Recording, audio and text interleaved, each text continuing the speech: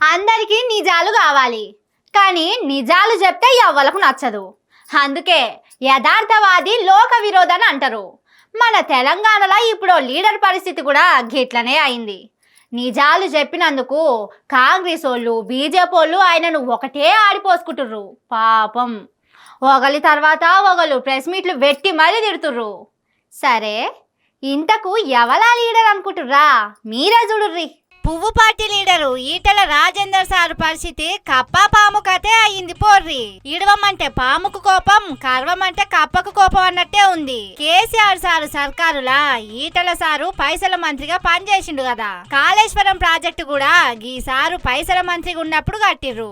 అందుకే గా కాళేశ్వరం మీద ఏర్పాటు చేసిన కమిషన్ ఈటల సార్కు నోటీసులు ఇచ్చింది. శుక్రవారం నాడు కమిషన్ పెద్ద సారు అడిగిన ప్రశ్నలన్నిటికీ కరెక్ట్ సమాధానం చెప్పుకొచ్చిండు. గిదే ముచ్చట బయటికి వచ్చి టీవీలో కూడా చెప్పిండు.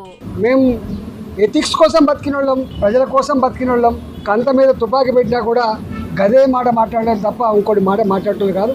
ఇవాళ పిచ్చి కూతలు, కారు కూతలు, ఇలా కుక్కలు ఎక్కబడ్డే మాటలు చూస్తూ ఉంటే బాధ అనిపిస్తూ ఉంది. బట్ట కాల్చి మీదేసి వాటికి రాజకీయ పబ్బం కట్టుకుంటే నిన్ను వదిలిపెట్టే ప్రసక్తి లేదు.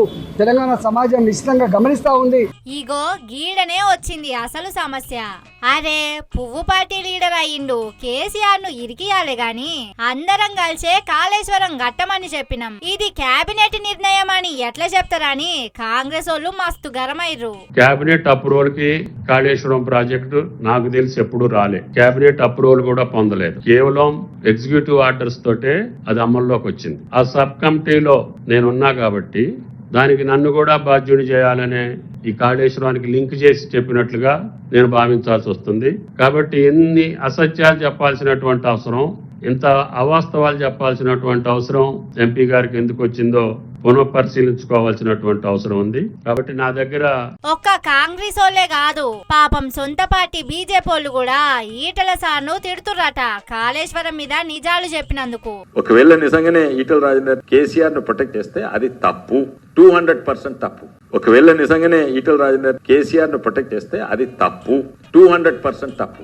ఇక పువ్వు పార్టీ అధ్యక్షుడు కిషన్ రెడ్డి సార్ అయితే ఏహే ఈటల బీజేపీ లీడర్ లెక్క కమిషన్ ముందుకు పోలే, ఆయన ఈటల రాజేందర్ లెక్కనే పోయిండు.